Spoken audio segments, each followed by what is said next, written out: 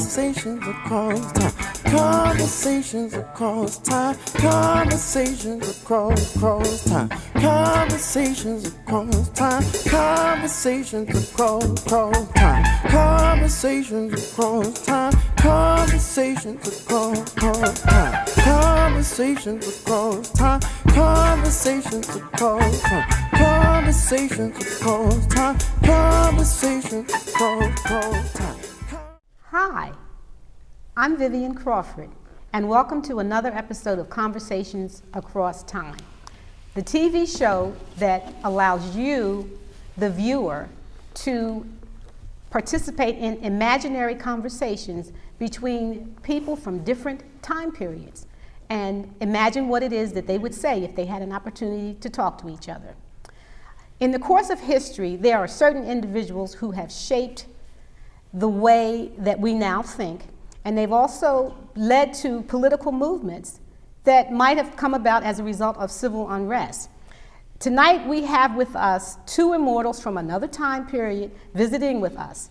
And I'd like to start with first, seated to my right is my co-host and friend, former State Representative Babette Josephs. Welcome, Babette. My pleasure. Seated next to Representative Babette is Governor George Wallace. Welcome, Governor Wallace. Good evening, ma'am. Seated next to Governor Wallace is Mary Chestnutt. Mary Chestnutt is the Civil War's most preeminent diarist. She was also married to a senator from South Carolina, and as you know, South Carolina was the first state to proclaim secession from the Union. So Mary Chestnutt comes as a member of the Southern plantation aristocracy. Welcome, Mrs. Chestnutt. It's so good to be back with you, Ms. Crawford. And I'm welcoming you back because there is so much, when last we met, I said we have so much more to talk about. So I'm going to recite to the panel one of my favorite poems, the first stanza only from one of my favorite poems, and it will let the audience know what it is we're going to talk about today. And the stanza is from a poem written by Rudyard Kipling in 1898. And it's simply this. It's called The Female of the Species. I love this because it talks about women and the power of women. When the Himalayan peasant meets the he-bear in his pride, he will shout to scare the monster, who will often turn aside.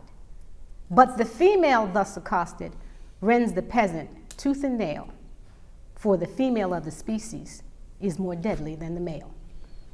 Now, the audience will be somewhat surprised by something that in research for this show, our historian Charles Hammack and I have had this delightful conversation about this.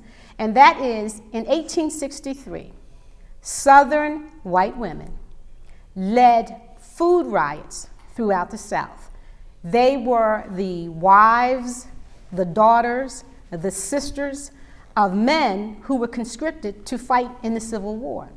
Now, what's interesting about this has to do with class, because these women were the wives of soldiers, and they were poor, they were of working class, they had small farms. There was, and this is something that I find particularly interesting, there was something called the 20 Negro Rule. The 20 Negro Rule simply meant that if you were a slaveholder and you owned more than 20 slaves or more, you were exempt from serving in the war. What that means is that you are going to have men who come from limited financial backgrounds, farmers with small farms, who are fighting the war. Now, we all know that one of the things that the Civil War was fought for was to preserve the institution of slavery. So you have the very people who are going to benefit from the war exempted from fighting. And you have their less fortunate neighbors, and when I say fortunate, because the owner, if you owned a slave, you were wealthy. And you know, we all have this gone with the wind notion about these plantations with lots of slaves, but most farms had less than 10 slaves. If you owned 20 slaves, that was property, and you were a person with money and with means. So given that, I think the backdrop of the food wars that happened in 1863 is something that we should be talking about. And that is that there were, as we have now, people that speculated and who made money from the war. And these Southern women sort of thought that there was a contract, there should be a contract between themselves and the government, whereby if their mates and their sons and their husbands and their fathers were all fighting the war, that the government would necessarily provide that they would be able to eat. Well, that didn't happen. There were food speculators who actually hoarded foodstuffs, and these women didn't have food for their children. Now, I started out with that poem by Rudyard Kipling because it talks about the fact that we as females are the most deadly sex. And why is that? Because we're charged with taking care of the children. We're charged with feeding the family. That's supposedly our job. Consequently, if you have women who are unable to feed their children and provide for their homes because they don't have the wherewithal to farm their lands, they are left shouldering the plows and keeping a farm going. Anyone knows a farm is a small enterprise and it requires labor. And if you take away a good part of the labor force to have to fight your war, you should make some provisions for those women. So in 1863, there was a riot in Atlanta, and it spread because these women were very organized. And that was one of the things that was so interesting about this, because when they talked about these women taking over the food convoys, they would say, well, she was a muscular woman. They had to have some excuse. But these were women that were farm women. These were women that were what my father would call corn-fed. These were women who were strong because they were used to doing the work of running a farm, and consequently they were dangerous. And so what you have is the food riots that happened in 1863 that changed the social fabric of the South. Now, probably the most notorious food riot happened in Richmond. On April 2nd, 1863, 300 women marched to the governor's mansion, and they were orderly, they were very quiet, but they were silent. Yes. They were silent. They barely spoke a word. That's right. And the governor wouldn't see them. The governor refused to see them. We have a governor like that right now, actually. Things do not change. That's right. That's right. Things do not change. And what you see is, I don't even understand how these men thought that these women were a joke. And they quickly learned that they were not, because these women could shoot. And so I think in the Richmond riot, and of course you lived in Richmond at the time that this was going on, Miss Chestnutt. And during the Richmond riot, finally I think President Jefferson Davis came out and threw some coins at the women and told them to disperse. I guess I want us to talk about what happens when the men are off fighting a war and the women are left on their own devices. Well, if you're, as you were saying, if your entire life, and this is what women were taught and still are taught, yes, is to make sure you can feed your family, take care of your family, take care of your children, raise your children, and you can't do it because there's no food, then you react very, very strongly. And we saw this in the food riots, not only in the South. There have been food riots forever. We remember one in the French Revolution. Yes. That was women. Yes. Yes. If you don't mind my saying something, Ms. Babette, I concur with Ms. Chestnutt and Ms. Crawford. As in my political career, up to my becoming governor of Alabama, I have failed to appreciate the value and competence of women. Like in my own experience. Oh my, this is going to be fun. If I may, excuse me. Yes, ma'am. Since we are talking about 1863, I would like to just say I was there. Yes. I saw, I felt. the thing with women is that we are, just as Kipling said, we are very, very, very, very strong. We are who we are, and we will not ever let go. These women silently walked down those streets, and they had over 1,000 people behind them, the men and the children that did not go to war behind them. They were armed with everything you can imagine. Tell us about some of the kinds of weapons that they had, please. They had guns, they had Bowie knives, they had just rocks, they had everything. But they had pitchforks. They had pitchforks. And hatchets. Of course, they were farmers. Yes. They were plantation owners or workers or, They were tough. They were women.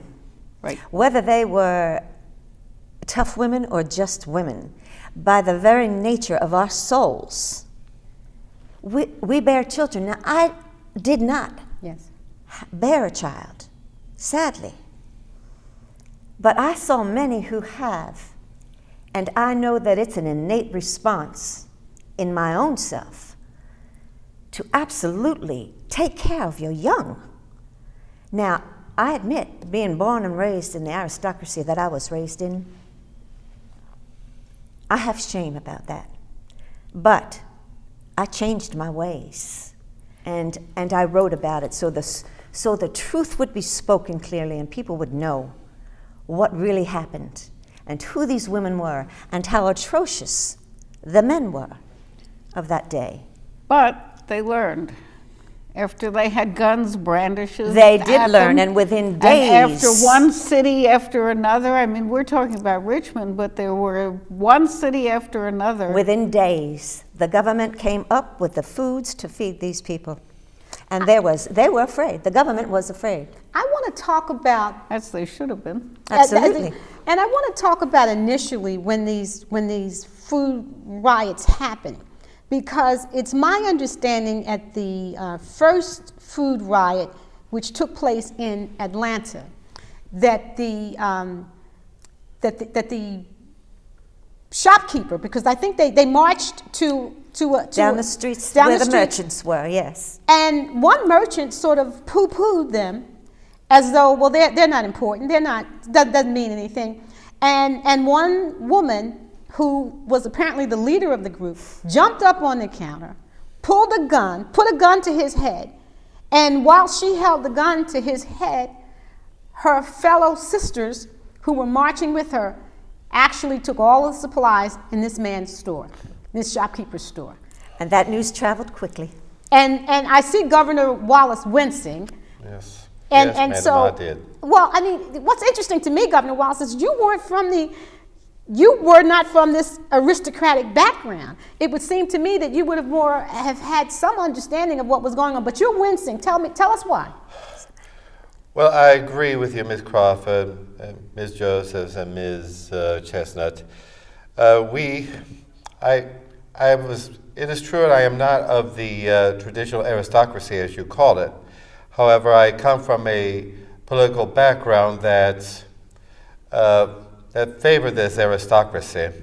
In my political career, I have used race baiting, as you call it now, to divert the men's attention from their immediate issues. I had given them, I regret to say that I have given them the false sense of security by false notions of racial superiority. I want to say, and we're going to take a break. But after the break, I'd like to come back because I want to challenge that, because we're not just talking about racial superiority. The first time you were here, we jumped on you about race. We're not talking about racial superiority. We're now talking about sexual superiority. That for some reason, the testosterone tells you that men are more to be feared and more to be respected than women. So think about that. We're going to come back and have a conversation, because you're now talking about over 50% of the population. Yes, ma'am. Ambition. Yes, ambition. That's what it is. And so we will be back. Please stay tuned. And when we come back, well, we'll just find out what Governor Wallace has to say about these poor little women trying to feed their children. Thank you.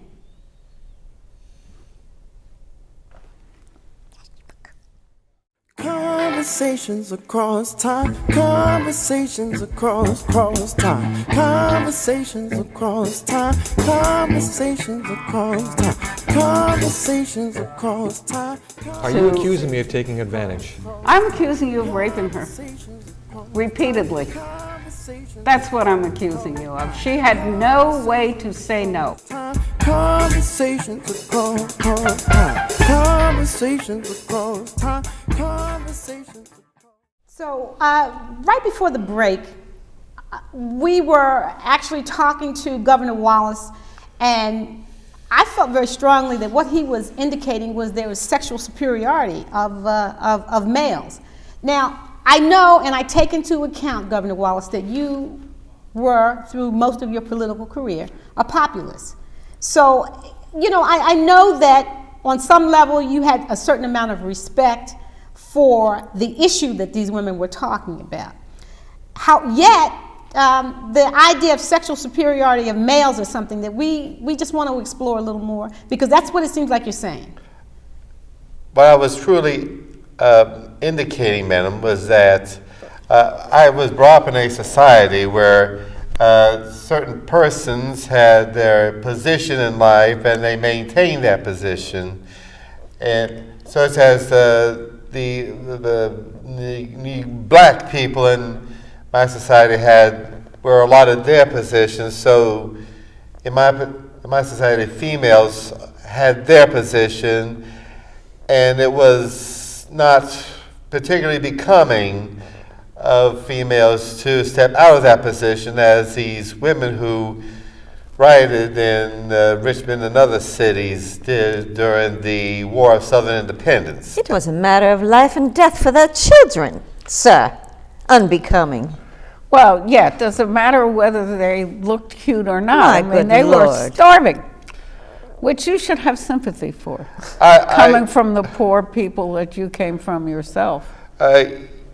Or does your sexism override your common sense?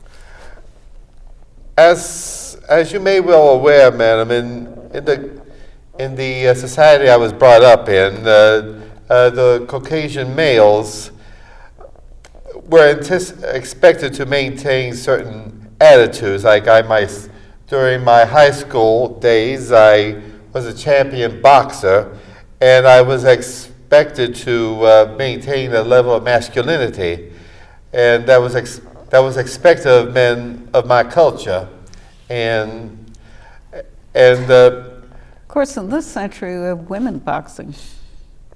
yes, I am familiar with that, ma'am.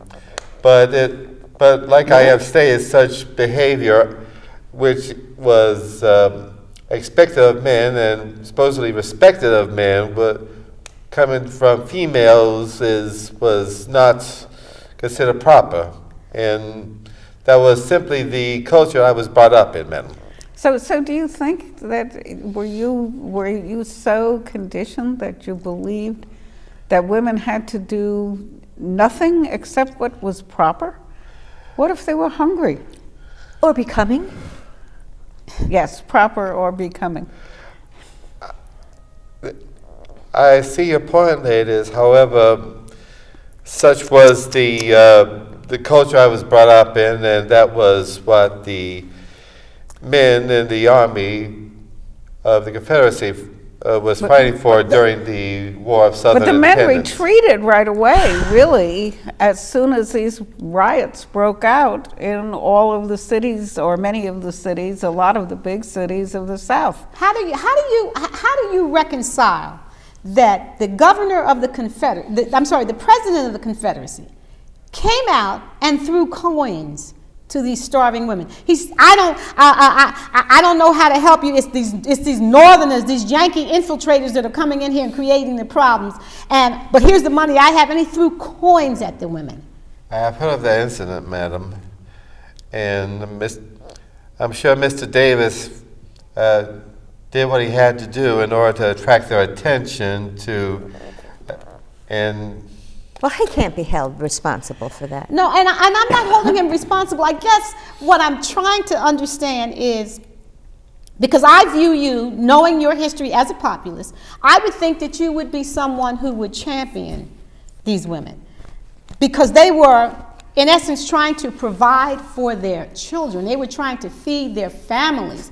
And not just female children, they were male children. And I mean, I know that the Confederacy conscripted anyone, I guess by the time they were 12 years old, they were deemed that they needed to go fight this war. But this was a war that was for the aristocracy of the South. It was not for your forefathers. That is true, madam. But in my political career, I have worked to divert people's attention from the true issues. In my administration as governor of Alabama, Alabama ranked very low in certain social indicators like quality of education and quality of health care, Transportation, sanitation, everything. health care. Food. But the main vehicle, Shakes her head. and the main vehicle of my career was instigating and agitating people's fears around race. And it is Brilliant. yes, and it is for that I am deeply ashamed. Yeah, but it's, I mean, we're still doing it. And certainly there are politicians today that took lessons from you and understand that the way they get power is to divert all the interest away from themselves and to some other problem. But back to the women. The women wrought huge changes, though. Yes, they did. These men were, I think, completely dumbfounded. They did not expect to have a woman hold a pistol to their heads, much more effective than a man. Maybe that's why we're the most dangerous, because people do not expect. But we should be known for who we are. I Yes. mean, we are women, and we are the bearer of children. You come from us, sir. I do appreciate that. What I would like Not to say, enough. what I Trust would me. like to say or add to the conversation is this: that was the beginning. These food wars Yes. were the beginning of the social women, absolutely social safety net. change that That's was right. so necessary. And Right, I, which made local governments, state governments, rather than local governments, state governments now local. became, but it all had been local. And see, that was it just it. transferred to the state the burden of making sure, or the pleasure of making sure, that none of the citizens were starving. Now, the thing that is most interesting about this has been, there is a scholar at the University of Pennsylvania who has written a book talking about this whole notion of the subsistence crisis. The subsistence crisis that these women experienced is what led to so many changes in terms of there being the establishment of a social safety network. And that came out of this movement in the South, which, no one talks about it. It gets swept under the rug. But these women, these poor women, and they were joined by members of the aristocracy, because these women realized how that all of a sudden they had power. And what do we have happen? After the Civil War starts the emergence of the suffragette movement. And you know what? It's because these women realized, wait a minute, we've got some power. Now that we have brought about these changes in the social safety network, now it's time to harness our power and do some other things. And we're going to talk about that, because There was the power, but there was also the realization among many women that they were treated almost as badly as African Americans, As the slaves we had been would treated. say now, as the slaves, that they were property of these white men. They absolutely were. In the same way as Absolutely. slaves were. And that's why the Not modern... in the same way. Not in the same way, but very close. Too close. But to I want Right. to say this, Yes. what is There was a interesting. parallel Yes. there. It Absolutely. was power, and that was one of the things that Mrs. Chestnutt, that we owe you at least I feel as an African American, it's important to acknowledge that. And that is that you started from the very beginning when you started with your diary, Yes. talking about the hypocrisy of these Southern aristocrats, the men who model themselves as gentlemen and honor and all these wonderful things, and at the same time, after dinner, they tiptoed down to the slave, or not tiptoed, they walked with no shame. They walked with their dignity down to those slaves, and they had their way with children, not just the women. Yes. They had their way with children. Anybody.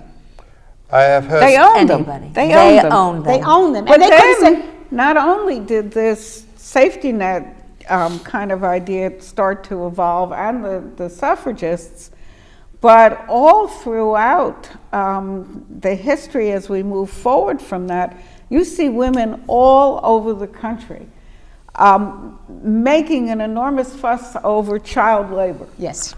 Over exploiting women's labor. Even in the military. It's Yes. they're now talking about the fact that women and how women are mistreated, not just women, but these men of power, these officers, and these lord their power over not just women, but men. Yes. It's human nature. Sadly, it's human nature. And the indignities that they suffer. To not put up with it too. Absolutely. Well, it depends on the quality of your spirit. Yes, and one would hope that women would have lots of spirit. I think women have a lot of spirit. Not all are good, but most are. Aren't we at least now, Babette, aren't you and I sitting here thinking that we owe a debt to these Southern women? Oh, definitely. To these Southern women. I mean, I can envision. We stand on the shoulders of all Yes. the mothers who came before us. Yes, yes. Who fought against child labor, who fought for the right to vote, Yes. who fought for peace. Yes. The person who voted against getting into the First World War was a woman Yes. in the House of Representatives in Washington. She wouldn't do it. Good for her. And I think what we see and what we're experiencing today, and I know that, you know, this always happens close to the end of a program, but what I want to invite you back to talk about has to do with the parallels with today, because I personally think that we are headed down a very slippery slope. And we need to talk about the Farm Bill, and we need to talk about the fact that we want to subsidize these huge farmers, and at the same time, slaves, right? and that's exactly what has happened. So what we'll do is I want to have you come back, because we can see how this has so many parallels in what's going on today, even with the wars. So again, we always wind up having me saying, please come back so that we can take up this conversation. So I'm going to invite you back if you have an opportunity. I'd like us to discuss just the parallels between what was going on then and what is going on now, because we see that poor people are close to starving again, and we need to talk about that. So I thank you for joining us. We always seem to get up against the time clock, but I want you to please come back and join us when we'll take up this conversation. My guests have agreed they will come back. And I thank you so much, Mrs. Chestnutt. I thank you, Governor Wallace. And Babette, I'm always happy that you're here. And this has been Conversations Across Time. We will bring these people back, these interesting panelists back, and we will have more of a discussion about the parallels between what happened in the Civil War and what is going on today. Thank you. I am Vivian Crawford saying welcome, and please come back to Conversations Across Time. Thank you. Conversations across time. Conversations across time. Conversations across time. Conversations across time. Conversations across time. Conversations across time. Conversations across time. Conversations across time. Conversations across time. Conversations across time. Conversations across time. Conversations across time. Conversations across time. Conversations across time. Conversations across time. Across time. Conversations across time. Conversations across time.